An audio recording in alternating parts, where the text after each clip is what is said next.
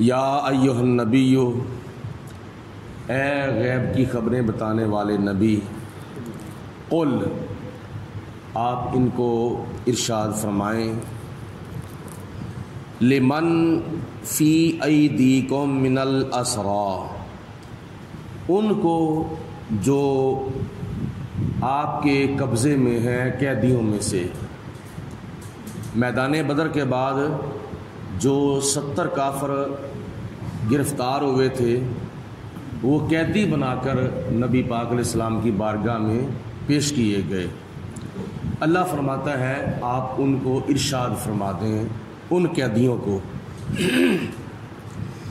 ان یعلم اللہ فی قلوبکم خیرا، اگر اللہ پاک نے تمہارے دلوں کے اندر جو نیکی ہے، جو خیر ہے، وہ ظاہر فرما دی، یؤتکم خیرا مما اخذ منکم، تو اللہ تعالیٰ تمہیں اس سے بہتر عطا فرمائے گا جو تم سے لیا گیا ہے، وَيَغْفِرْ لَكُمْ، اور اللہ تعالیٰ تمہیں معاف فرما دے گا، واللہ غفور الرحیم، اور اللہ تعالیٰ بخشنے والا بھی ہے اور مہربان بھی ہے۔ یہ تھا اس آیت مبارکہ کا لفظی ترجمہ۔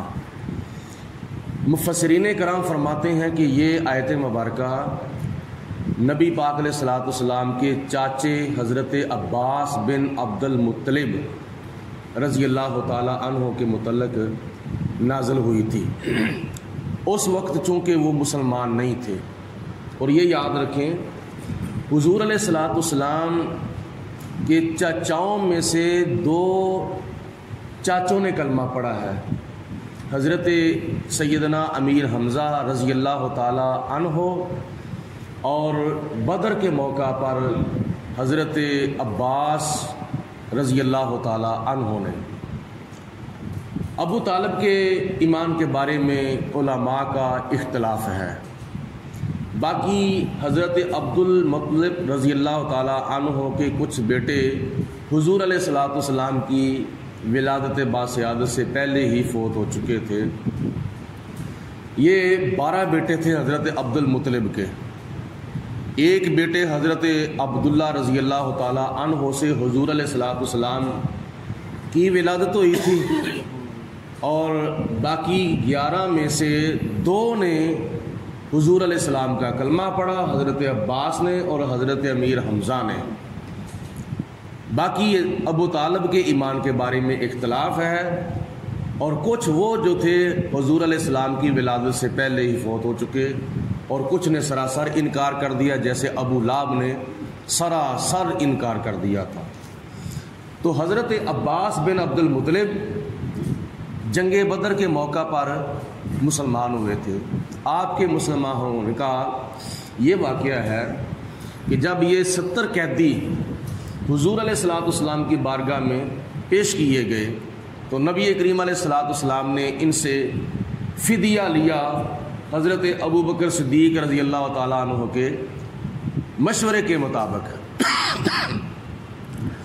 اور ان میں چونکہ حضرت عباس بن عبد المطلب بھی تھے، اور یہ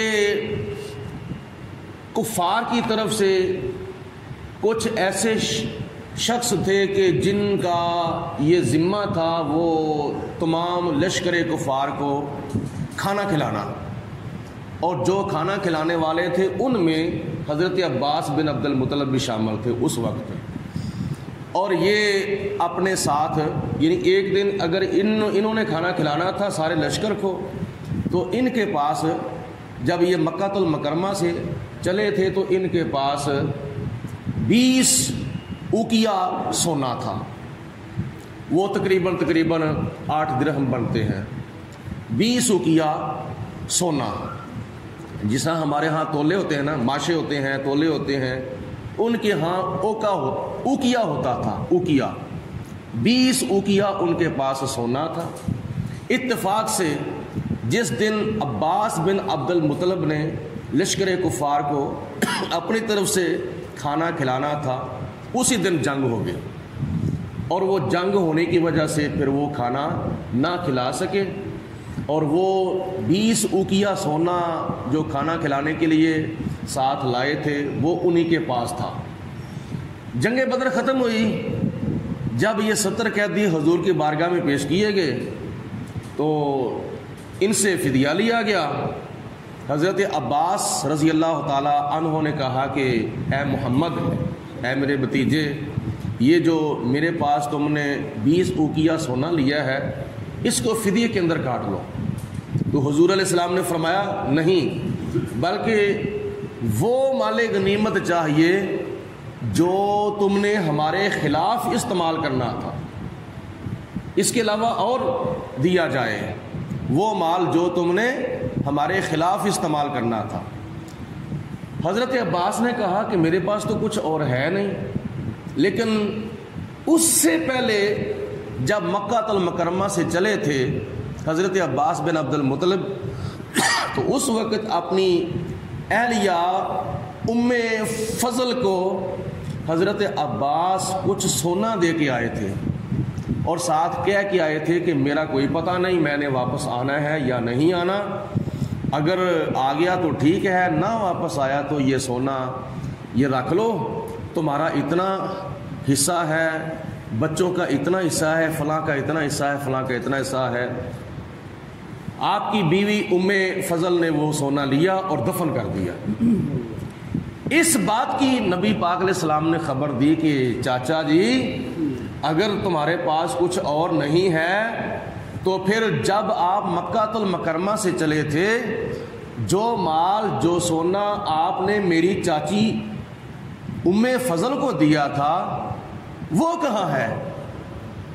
تو جب حضرت عباس نے دیکھا یہ تو محمد بن عبداللہ غیب کی خبریں دے رہے ہیں، تو اس نے کہا کہ آپ کو کیسے پتہ چل گیا ہے؟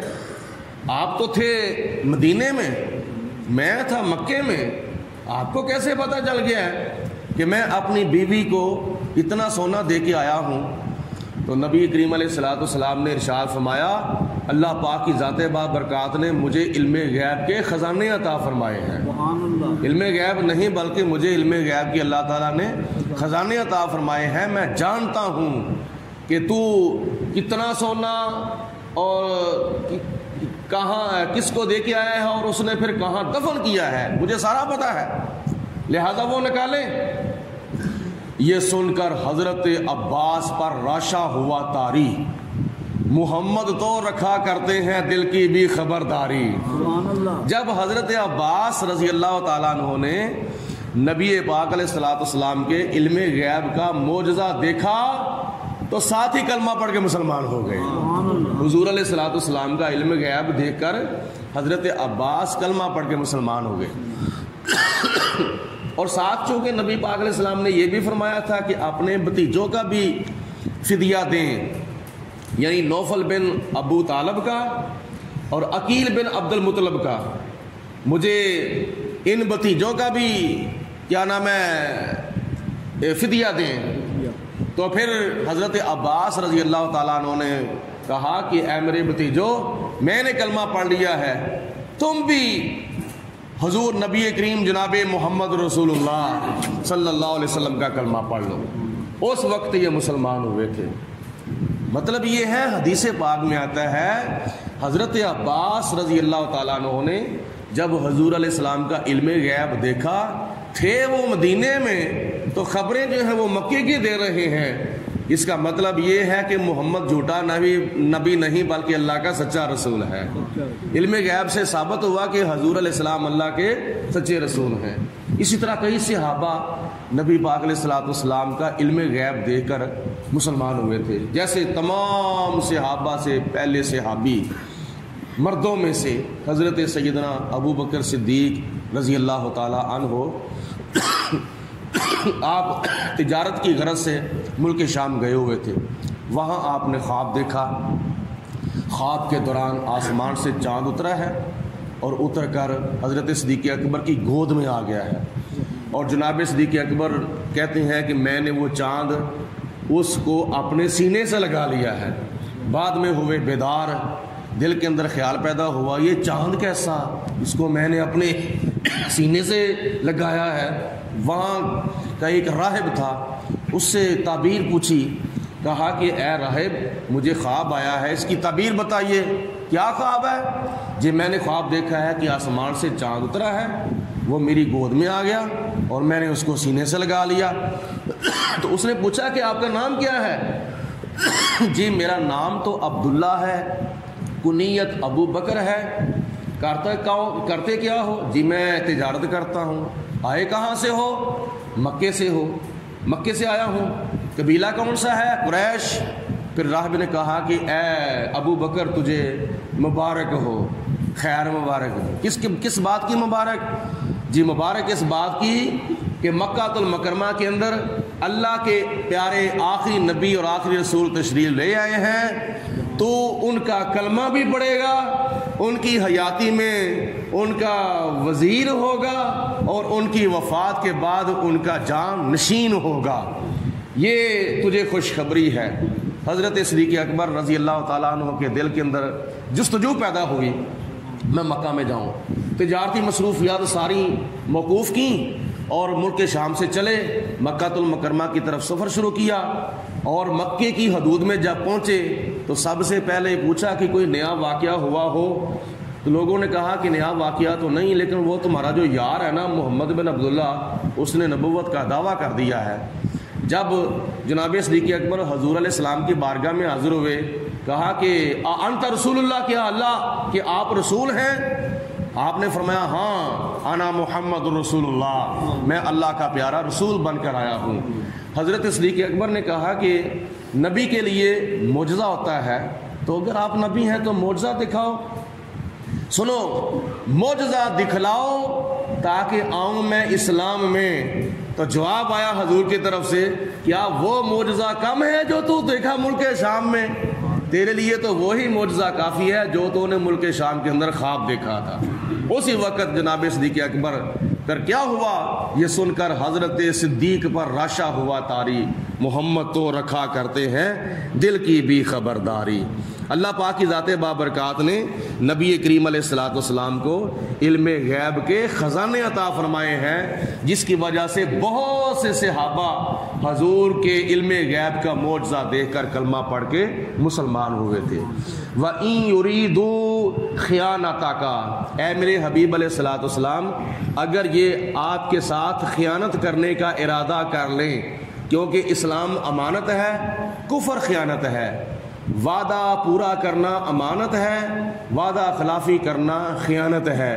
اللہ پاک نے فرمایا کہ اے میرے محبوب اگر یہ آپ سے وعدہ کر کے وعدہ خلافی کریں یعنی خیانت کریں، فَقَدْ خَانُوا اللَّهَ مِن قَبْلُ، تو وہ اس سے پہلے اللہ تعالیٰ کے ساتھ بھی خیانت کر چکے ہیں۔ مطلب یہ کہ ایک وعدہ وہ تھا جو روزے میثاق میں، روزے ازل میں انہوں نے اللہ تعالیٰ سے کیا تھا، اور دنیا کے اندر آ کے انہوں نے وہ وعدہ توڑا اور اللہ تعالیٰ کی پوجا کو چھوڑ کر بتوں کی پوجا شروع کر دی۔ یہ تو آپ سے خیانت کرنے سے پہلے اللہ تعالیٰ سے خیانت کر بیٹھے ہیں۔ فَأَمْكَنَ مِنْهُمْ، جس کی وجہ سے اللہ پاک فرماتا ہے کہ میں نے ان کو تمہارے قبضے میں دے دیا ہے، یعنی ان کو تمہارا قیدی بنا دیا ہے۔ واللہ علیم حکیم، اور اللہ تعالیٰ بے حد جاننے والا بھی ہے اور بے حد حکمتوں والا بھی ہے۔ سورۃ انفال کی چند آیات باقی رہ چکی ہیں، وہ کل انشاءاللہ تعالیٰ پڑھی جائیں گی اور پھر سورۃ انفال کو مکمل کیا جائے گا۔